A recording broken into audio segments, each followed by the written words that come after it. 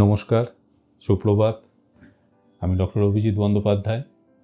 আজকে যে বিষয়টা নিয়ে আলোচনায় এসেছি সেটা হচ্ছে গোড়ালি মুচকে যাওয়া এবং গোড়ালি মুচকে গেলে কি করব।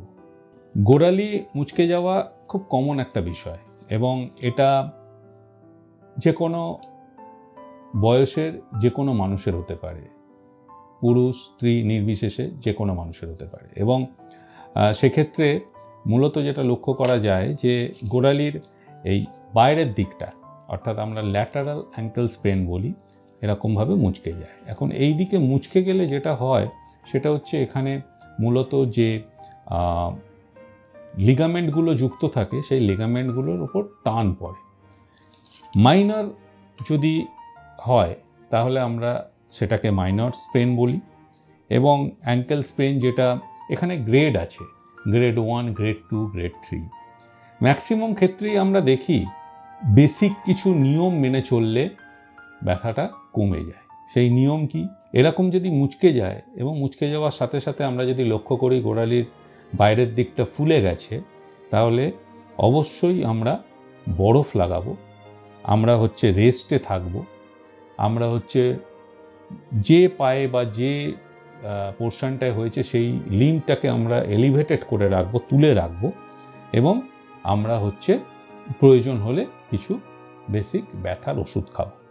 তো এই যে রেস্ট, আইস এবং কম্প্রেশন, আমরা একটা ক্রেপ ব্যান্ডেজ দিয়ে সেই জায়গাটাকে জড়িয়ে রাখবো, কম্প্রেশন এবং এলিভেশন, রাইস থেরাপি।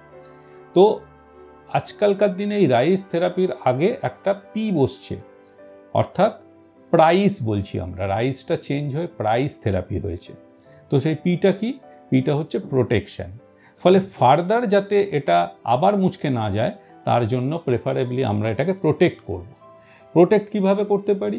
আমরা কোনো বুট বা ওয়াকার বুট ইউজ করে করতে পারি, অথবা আমরা একটা প্লাস্টার করেও প্রোটেক্ট করতে পারি।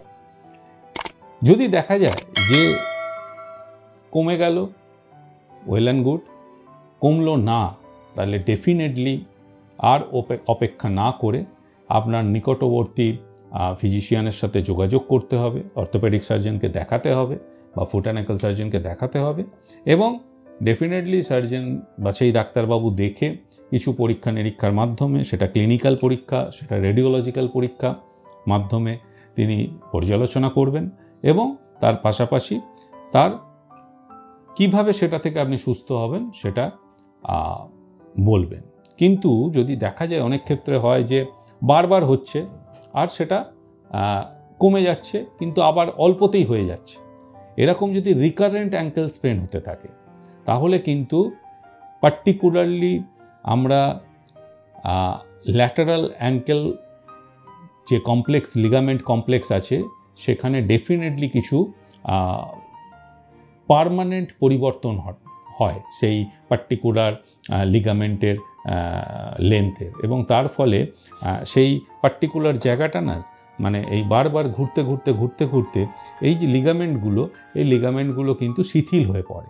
ফলে সেখানে তখন এমআরআই এর প্রয়োজন হয় এবং এমআরআই করার পরই ডাক্তারবাবু নির্দিষ্টভাবে ডিসিশন নেন যে সেটার কোনো সার্জিক্যাল ইন্টারভেনশন প্রয়োজন আছে কিনা।